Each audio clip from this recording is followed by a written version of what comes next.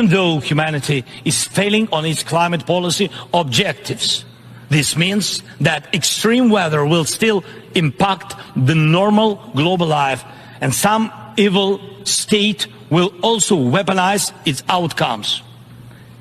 And when people in the streets of New York and other cities of the world went out on climate protests, we all have seen them.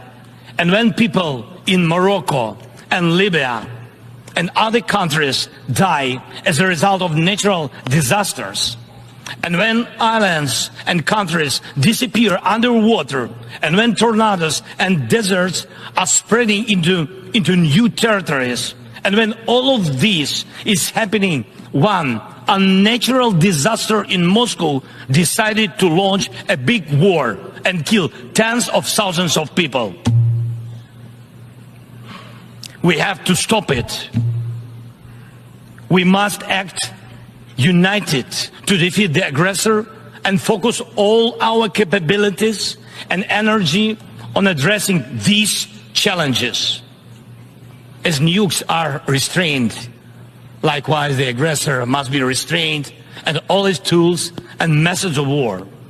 Each war now can become final, but it takes our unity to make sure that aggression will not break in again. And it is not a dialogue between the so-called great powers somewhere behind the closed doors that can guarantee us all the new wars era, but open war of all nations for peace. He can publicly share his idea now, not to waste time, not to lose people. Yes, and say that my formula is to stop the war and stop all this tragedy and stop Russian aggression. So the idea is how to take the part of our territory and to give Putin. And that is not the peace formula. And all cult of climate change meet the cult of Ukraine. Quite the bizarre cold open. We got Harnwell joining us to discuss the latest developments, not just here in New York at the UN with Ukraine, but even back home in Ukraine with Zelensky, some of his supposed European allies. I guess they're upset about Zelensky's actions over here. No surprise there. It's, of course, Natalie Winters filling in for Stephen K. Bannon, hosting the 6 p.m. hour on today, September 20th, year of our Lord, 2023. We got a lot of news to get to, so without further ado, if we have Harnwell, before we get into what's going on with grain and Poland and some interesting developments on that front, I'd love to just get sort of generically your analysis, your reactions to Zelensky's UN speech, really focusing on, of course, the signal, not the noise, why he decided to throw down on climate change, the new ask for $24 billion, and really what we should expect with the lead up tomorrow with him coming to Congress to beg for even more money. Good afternoon to you, Natalie. Well, I think the answer to the first question there is why he's concentrating, homing in on climate change, is because he knows on which side of his on which side his bread is buttered. That's basically his remaining thread that he's hanging by, almost existentially, Natalie, is that of the globalists, the power mongers, what I like to call our sociopathic overlords. He's now going full on, all in, to appease their agenda in the desperate hope. Perhaps it's a hope destined to fail, but a desperate hope that they will continue to support him, because he realizes that the political winds in the United States are headwinds now rather than tailwinds as they were a year and a half ago.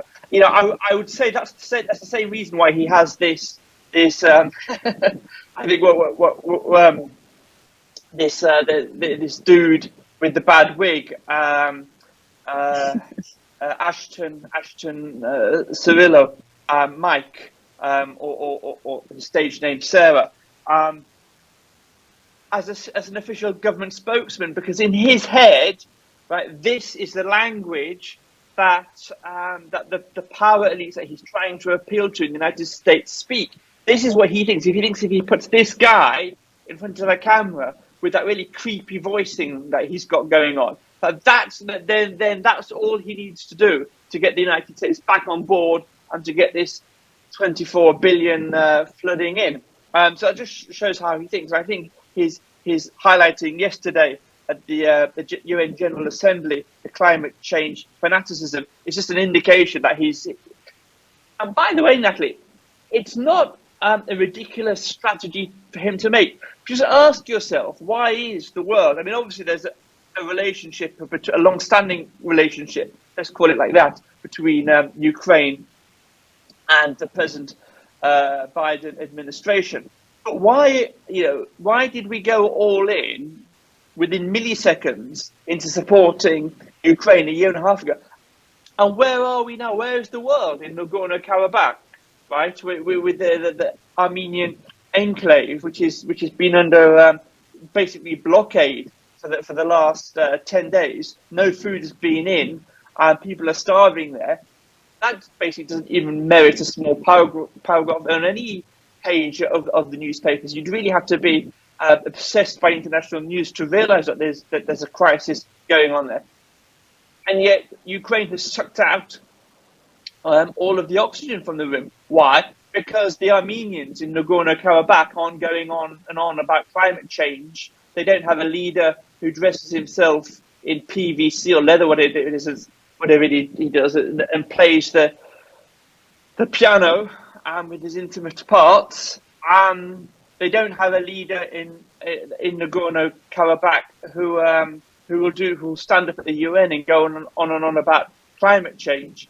And they absolutely don't have a guy with an ill-fitting blonde wig and a really creepy, terrifying voice as an official government spokesman. Yeah. So Zelensky's strategy here, Natalie, isn't a ridiculous one, and it has up until now been helping them. But by the way, I just want to explain what that 30 seconds was in the cold open at the beginning. You had the first clip of him addressing the UN yesterday. Then there was a 30-second extract of him talking, I think it was to Wolf Blitzer on CNN.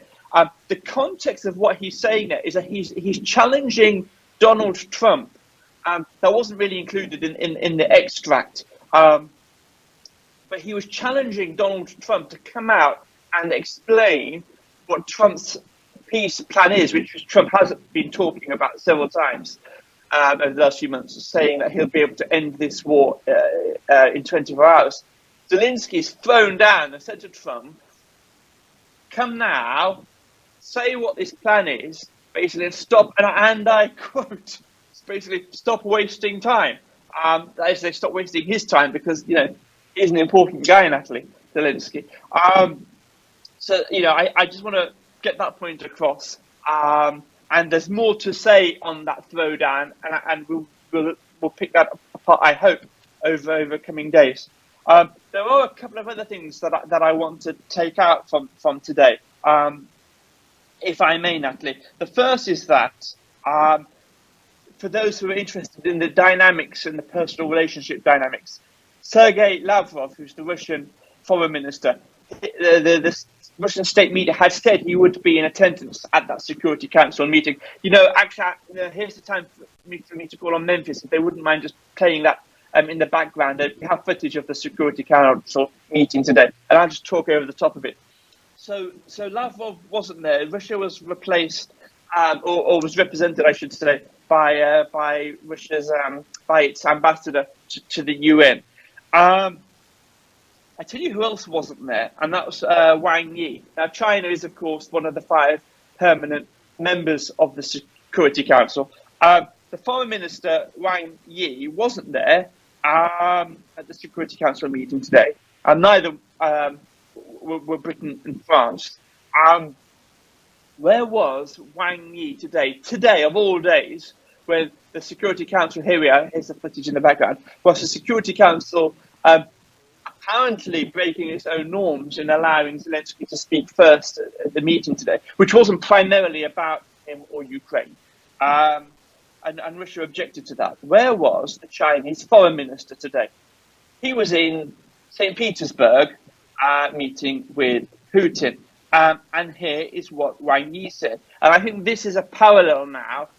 I don't know how much time I've had on the show today, Natalie, but there is basically and this has been taking place over a long time, there is really a slow dissolving of the unipolar world now, and it's dividing. It's becoming more multipolar. And in opposition to the United Nations and the very sort of US type rules-based international order that the UN is supposed to guarantee, which I won't say it's been boycotted by the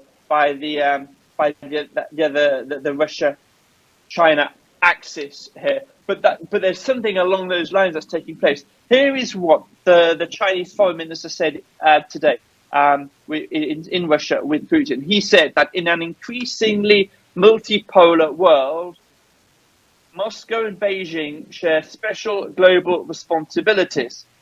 He said China is ready to bolster coordination on the world stage to protect our common interests together and to promote international justice. That is really a throwdown to the United Nations, I would suggest, and to the influence that America still has. It's been declining, obviously, massively under the present administration, but it still has influence. And here we can see on the very day that Zelensky addresses the Security Council that China and Russia are very keen to let the world know, and I guess they're BRICS allies, they're growing number of BRICS allies, that alliance between the two of them is as strong as ever.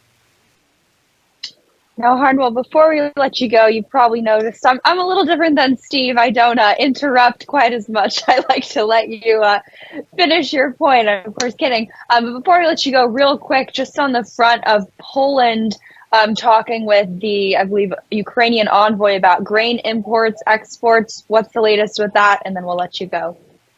Well, yesterday there was a planned meeting, Natalie, between Andrzej Duda, the Polish president, and President Zelensky to try and iron out some of these difficulties that they've had.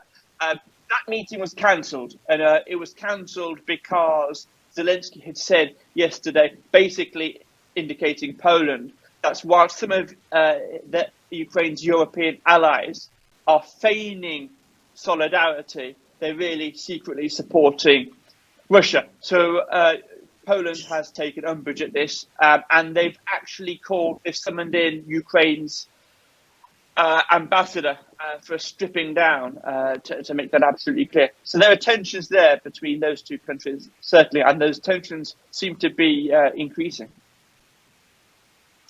Harnwell, thank you so much for joining us. If people want to stay up to date with your analysis that I'm sure leaves the ruling class, our overlords, very mad, angry, and upset, where can they get all of that content and more from you? Thank you so much, Natalie. Well, firstly, I'll give a plug to the newsletter that goes out several times a day. And just folks, if they want to, they should definitely subscribe to that. Go on to warroom.org, where you, myself, Joe Allen, we push out exclusive articles on the newsletter. And then if you want my most intimate thoughts and analyses, it's always on Getter, my social platform of choice. Simply check out my surname, Harnwell, and that's where you'll find my profile. Natalie, thanks so much. God bless. Thank you. He's a must follow. I'm the executive editor of War Room, but I guess he's the international editor. I don't know where the hierarchy checks out with all that, but I am comfortable saying that Harnwell is superior to me, so definitely follow him. And of course, thank you so much for joining us. Now, before we bring Kane on, at Steve's request, I was supposed to come on the show this morning to walk you guys through what is a new breaking, really bombshell story coming out of DHS. So I just want to tee that up myself a little bit, and then we'll bring Kane on from Citizen Free Press to discuss. But you may have heard by now that the Department of Homeland Security, specifically led by Mayorkas, has established a new Homeland Intelligence Experts Group. Remember, this is the same DHS, same outfit that had launched the short-lived Disinformation Governance Board about a year ago, before the War Room Posse and investigative reporters helped quash that for the free speech, trampling really offense to the First Amendment that it was. But I think they're sort of rebranding, and frankly, I have to say, I think this iteration, the latest attempt, let's call it what it is, not just election interference, but to quash the MAGA movement, might just be all the more concerning To walk you through this group, if you read the press release, basically they're admitting that the government is now openly working with corporations, with their private sector partners, to help get data, to help get information, to just share resources to help combat, you guessed it, domestic violent extremism. But if you really drill down and you look at the who's who of the dozen or so people that are listed as belonging to this new group, you can tell it really is just the bowels of the swamp, the bowels of the deep state. You, of course, have some, I'm sure, names you guys recognize at home, John Brennan, James Clapper, but you also have three signatories, the last two names I just said are included on that, who actually were part of the Hunter Biden hard drive Russian disinformation letter. How's that for hypocrisy and keeping it so offensively in your face? But even more interesting, and this is some exclusive war room analysis, we also have Alyssa Massimino. This is someone who's up at Georgetown Law. She's repeatedly tweeted about how much she hates Donald Trump, even asking people, what are you doing to put Donald Trump in the rear view mirror? It's clear these people are ardently anti-Trump. They're weaponizing the DHS to ensure that he doesn't get his rightful second, some might say third, but second term. But what's so interesting, too, if this is supposed to be countering domestic extremism, there's actually no one who's an expert on Islamic extremism, no one who's an expert on, the Marxist movement that is Black Lives Matter, or these movements that we've seen destroy America, cities across this country. And even more interesting, of course, you guys know my work has focused a lot on COVID-19, the origins of that, linking, of course, to EcoHealth Alliance. Asha M. George, another individual who is on this new group, she leads what is the very swampy group called the Bipartisan Committee on Biodefense. Not only are they supporters of the natural origins theory with COVID-19, but the executive vice president of EcoHealth Alliance, the group that was receiving funds from Anthony Fauci to collaborate with the Wuhan Institute of Virology on COVID-19 related research, well, he's also on the board there. So how is that for the swamp? You also have a key Russiagate operative, someone by the name of Tashina Gauhar, we're going to hope I pronounced that correctly, who not only was very critical in getting the warrants to spy on the Trump campaign, but was very wrapped up in the Russia hoax. But I think the most important takeaway, and what Steve and I were really going to get into earlier today, is that this outfit is primarily comprised of lawyers, partners at some of America's leading law firms. Of course, they're all in bed with the DNC, but it really seems like a group of people who should be more aligned with the Department of Justice, right? But this is a DHS initiative. So the true signal, not the noise here, I would argue, is that this is showing that Trump-style lawfare is going to be coming not just for Donald J. Trump, but like he always said, they're coming after him just to get to you. And they're going to use, I think, this new DHS outfit, this little group, they've admitted to it, to help combat domestic extremism by partnering with the private sector and really using lawfare, weaponizing these law firms, weaponizing the law, of course, disrespecting the Constitution. To do so, I'm sorry I talked so much, but we got to lay down some groundwork before we bring in the one and only Kane from Citizen Free Press. I think we have him. If we do, Kane, I know you had this story linked up in the stack early this morning. I'd love to just get your thoughts as someone who follows the media, knows a lot of these people from their previous scandals. Your thoughts on what the DHS is now trying to do. Well, thanks, Natalie. Glad to be here. I just removed my N95 mask and my PPE because even though I work absolutely positively alone, you can never be too careful. So now that I'm ready, you got your booster too. Actually, there's an interesting story in the stack from last night that Moderna stock took a hit, fell about 10% because Pfizer announced that they expect somewhere only around 20% of the public to get this newest booster. So Fauci's crying somewhere in retirement in his $15 million DC home. Natalie, here's the thing.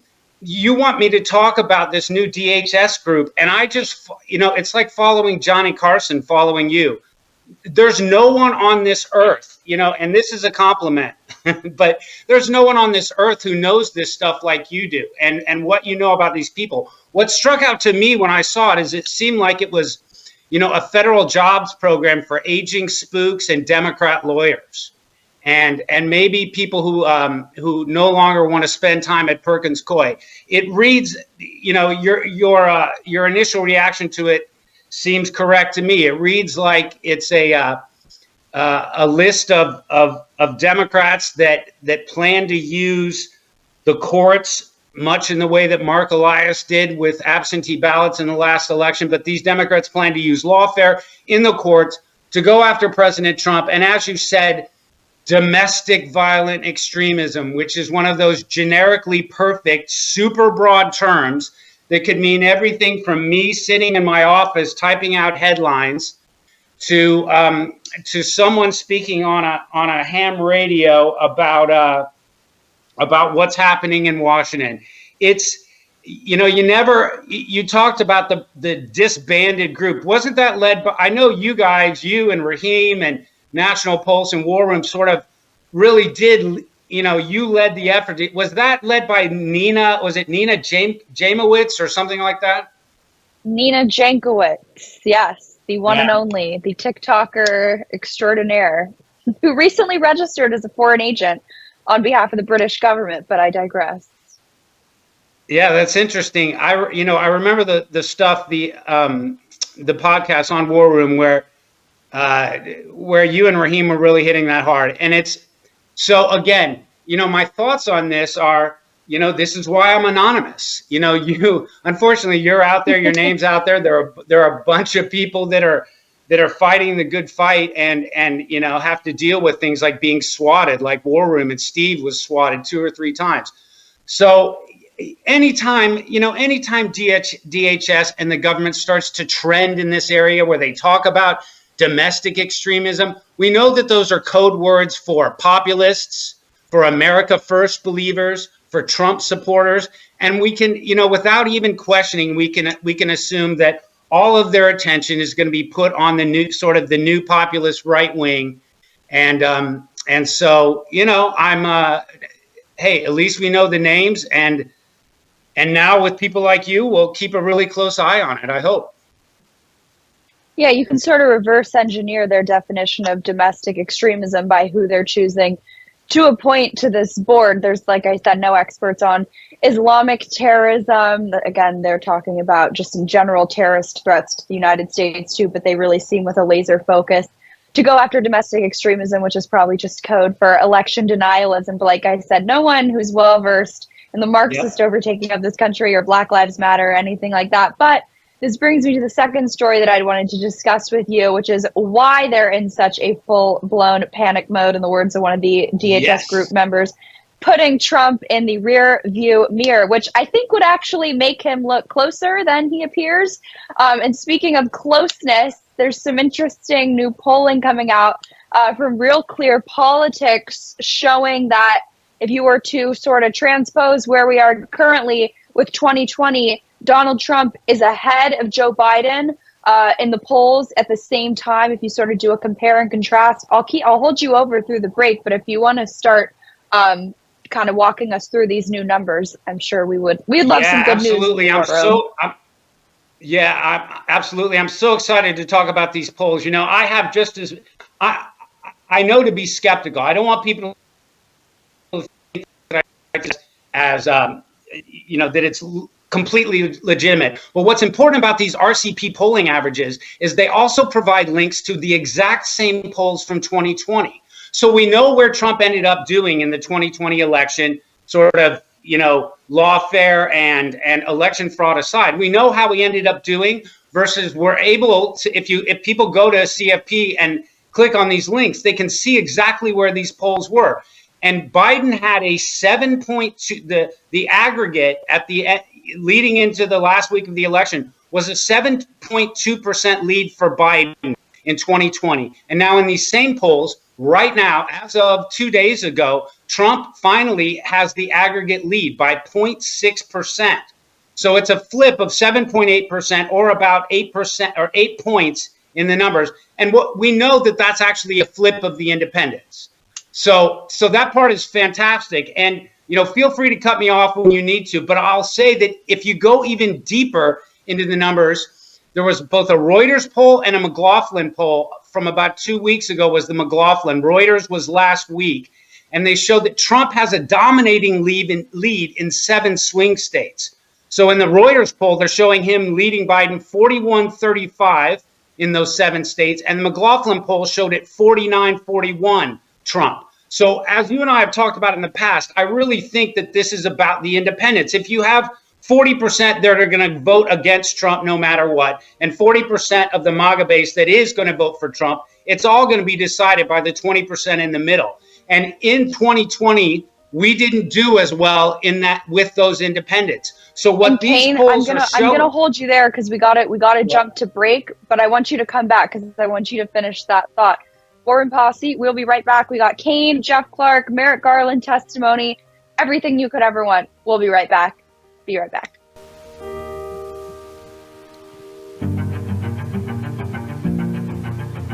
War Room Battleground with Stephen K. Bannon. Welcome back to the War Room. It's always a fun day when we have Kane from Citizen Free Press joining us. And I don't pay him to say those nice things about me for some reason. I guess it's part of the misinformation that he spreads on a daily basis when he says, I'm good at my job. No, I'm of course kidding. Kane is, of course, a dear friend and a good friend. I would say a fan favorite of the War Room. So I'm very glad he is here with me. Kane, before we let you go, we had to go to break. I'm sorry, I don't have the authority to blow the brakes here. But just finish what you were saying with the analysis of the polls, particularly independents, and comparing it, juxtaposing it with 2020. Yeah, I'm happy to finish that. So the quick story is that we're doing fantastically in the same polls as we were not doing very well in 2020. And that's why I give this credence. That's why this matters. So when you get to the swing states, as I was saying, 2 of those polls, Reuters and McLaughlin, both showing in the last 2 weeks that Trump has an 8-point lead in one and a 6-point lead in the other in the aggregate of 7 swing states. So these are generally left-wing polls. We know the internals aren't always favorable to Republicans. So the fact that Trump is doing well in these polls really means something. And I'll close it with this. Matt Drudge is noticing. While I was sort of, waiting through the commercial break, I threw up Drudge Report because I already know all the stories on my site. And he's sort of leading with, here's one of its headlines here. Lead is over. The dawn evaporates in new poll. It's a dead heat. And what he's linking to is the Yahoo YouGov poll, which Yahoo does every single month. Yahoo YouGov do every single month. And what's interesting about it is, so you can track it month to month. And just a month ago, it was 47-41 Biden. This is a nationwide poll, not swing states. And as of today, released today, it is at 44-44. So we already know that Trump is polling better in swing states than he is nationwide, because nationwide you get California and New York and all the sort of liberal blue enclaves. So the fact that he's pulled even, gained 6 points, or Biden lost 3, Trump gained 3. So a 6-point change since last month, that's another huge piece of evidence. And I think the reason why you and I really are interested in this stuff is because how do we gauge the reaction to Trump post indictments, right? That's what we knew, these indictments were coming for months. And what we would ask ourselves is, well, what are the polls going to show? Is this going to make people go for him or sort of drift away? And I think right now, and this is where I'll wrap it up, I think right now we can say the evidence is showing strongly that Trump has gained and Biden has lost since the 4 indictments. And I'm feeling super positive and can't wait for next November. Kane, thank you so much for joining us. If people want to follow you, where can they go? But more importantly, if they want to read the stack, which I think you are updating 25 hours a day, if that's even possible, where can they find it?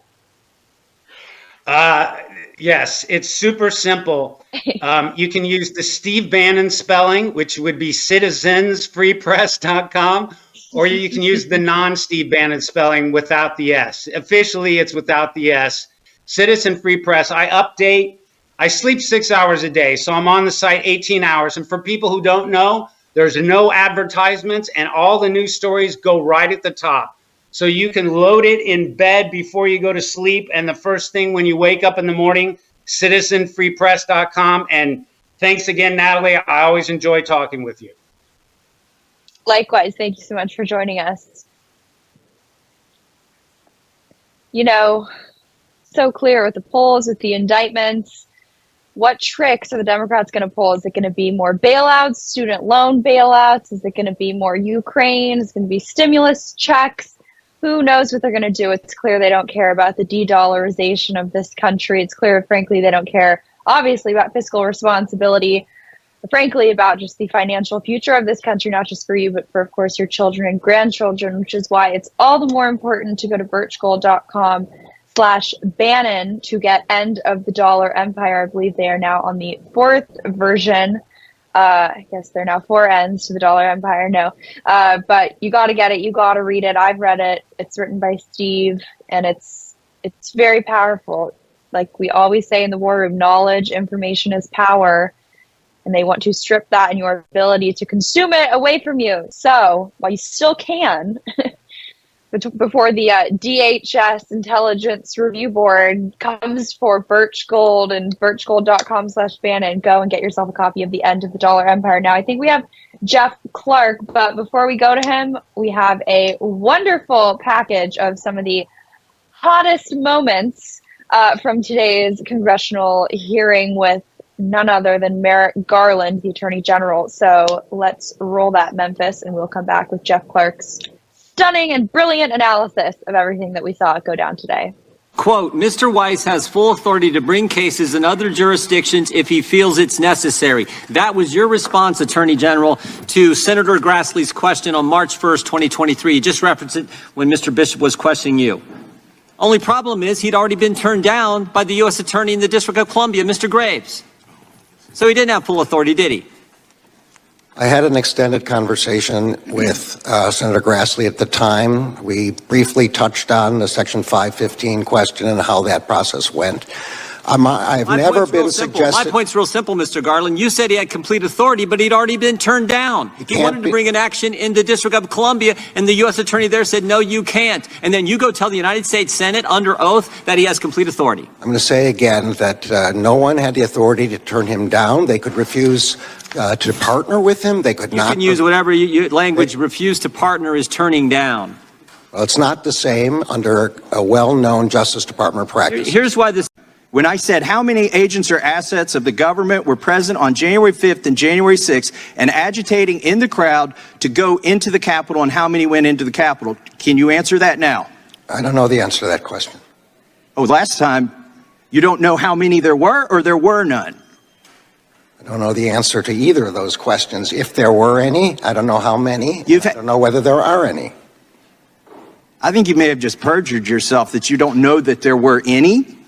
You want to say that again, that you don't know that there were any? I have no personal knowledge of this matter. I think what I said last time. You've had 2 years to find out. And the day, by the way, that was in reference to Ray Epps. And yesterday you indicted him. Isn't that a wonderful coincidence? On a misdemeanor. Meanwhile, you're sending grandmas to prison. You're putting people away for 20 years for merely filming. Some people weren't even there yet. You got the guy on video who's saying go into the Capitol. He's directing people to the Capitol before the speech ends. He's at the site of the first breach. You've got all the goods on him, 10 videos, and it's an indictment for a misdemeanor? The American public isn't buying it. I yield the balance of my time to Chairman Jordan. May I answer the question? How can you guarantee that the people buying that aren't doing so to gain favor with the president? The job of the Justice Department is to investigate criminal allegations. You have information. Are you investigating this? I mean, someone who bought Hunter Biden's art ended up with a prestigious appointment to a federal position. Doesn't it look weird that he's become this immediate success in the art world as his dad is president of the United States? Isn't that odd? I'm not going to comment about any specific. Not going to comment, not going to investigate. So, right. Hunter Biden Association. So, January 6th, did you lose count of the number of federal assets? Did you lose count and order an audit? Gentleman's time has expired. I get an answer to the question of did they lose count? No, let him answer the question. The time has expired. The Attorney General can respond. China is the most aggressive, most dangerous adversary the United States faces, and we are doing everything within our power to rebut that, to stop that, to prevent their invasions, both kinetic, and through cyberspace. And we will continue to do If someone that. gave that answer in your courtroom when you were a judge, You would tell them they were being non-responsive, and you would direct them to answer the question. Point of order, Your Honor. Time is, Have you had personal contact with anyone at FBI headquarters about the Hunter Biden investigation? I don't recollect the answer to that question, but the FBI works for the Justice Department. It's. I'm sorry. You don't recollect. You don't recollect whether you've talked with anybody at FBI headquarters about an investigation of the president's son? I don't believe that I did. I promised the Senate when I came before it for confirmation that I would leave Mr. Weiss in place and that I would not interfere with his investigation. Okay. Did you ever? I have kept that promise. All right. Just remember, if the Never Trump movement, who believe me is still alive and well, had their way, that man would have been sitting on the Supreme Court. And if there's anything that we should take really as a lesson, a thankful to God lesson from today, is that he is a liar. And I call him a traitor, I'll call him a traitor. I'm sure Steve would call him a scumbag. He is an absolute liar. Bold-faced lies to the American people and our members of Congress about everything from Hunter Biden to January 6th. Now, joining me to discuss someone who really has been a victim in many iterations of the weaponization of Joe Biden's Department of Justice, probably at the hands of Merrick Garland himself, is none other fan favorite, show favorite, Jeffrey Clark of the Center for Renewing America, but of so much more. We love you on this show. Jeff, your thoughts, just sort of walking through that package on just overall generically Merrick Garland's performance, we'll call it, will be nice, performance today in Congress. So, Natalie, thanks for having me on. And, I don't think that, Kane's compliments are mistaken. So you should be glad for that.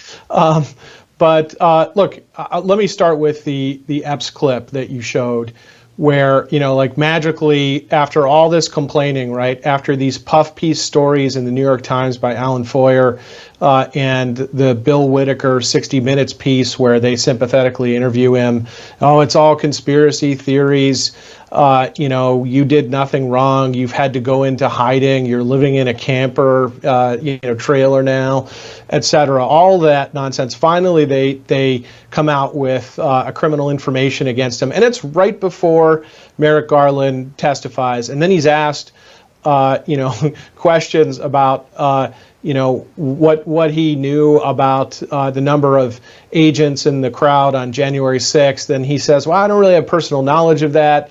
And as the questioner went to sort of right away, well, for more than 2 years, you've been in charge of the department, right? I mean, lawyers actually have ethical duties, Natalie, to supervise in a non-negligent fashion, right?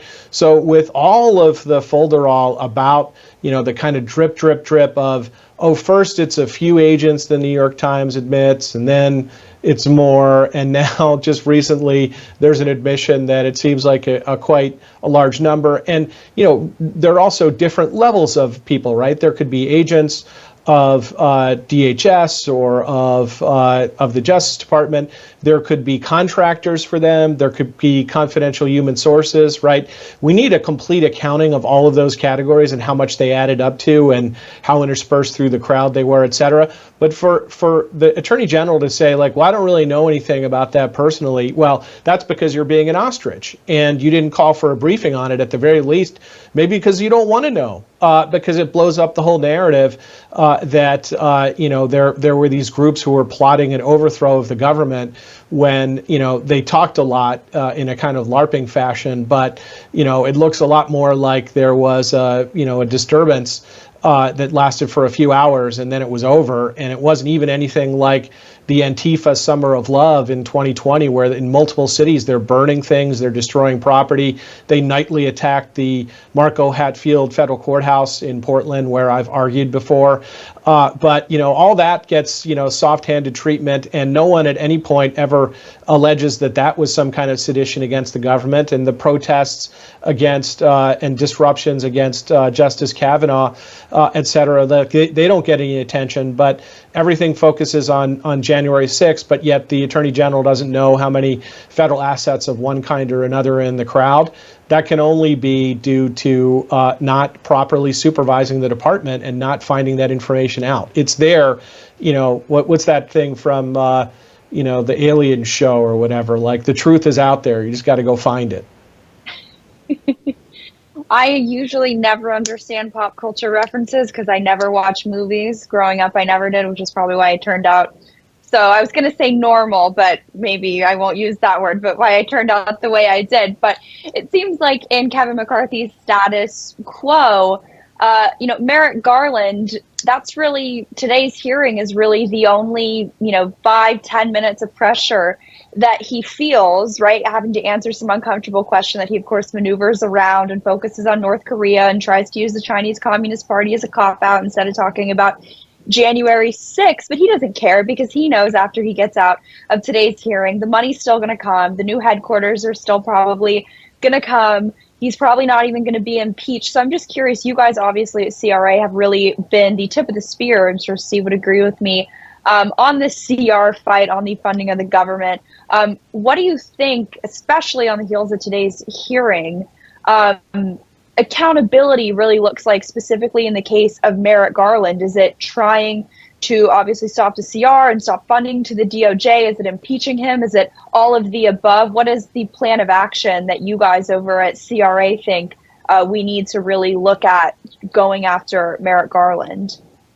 So anything in terms of the government funding fight at the moment and the particular bill that funds the Justice Department, right? I mean, aggressive terms need to be used to bring the Justice Department back to its historic role and to stop proceeding as a weapon against the American people, right? We shouldn't be having cases against Mark Houck.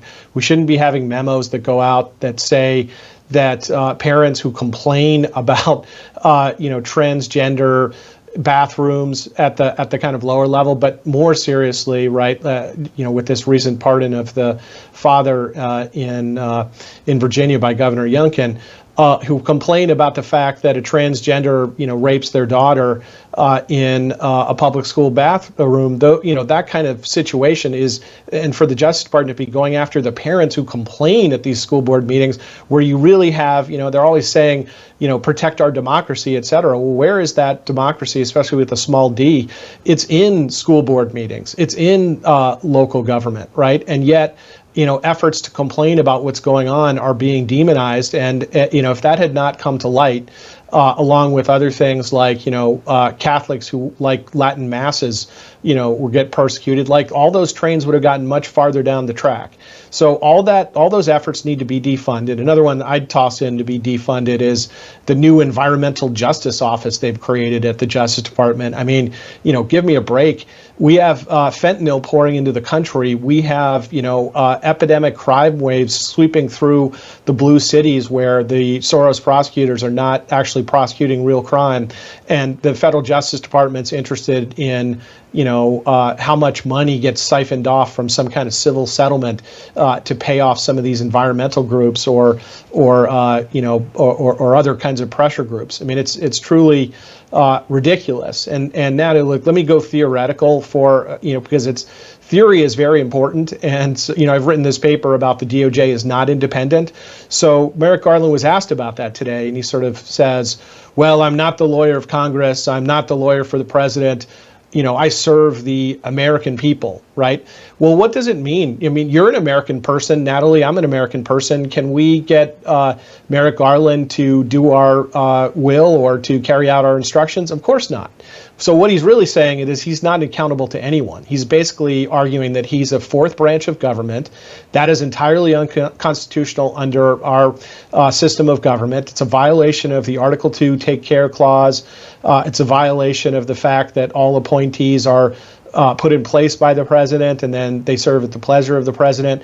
He's got the system entirely upside down. And then, to see Ken Buck, you don't have that clip. Maybe you should, try to get that on the show tomorrow or a future day. Ken Buck gives him like a whole paean of like, well, the Department of Justice has to be independent, et cetera. It's like he's scrubbing his back.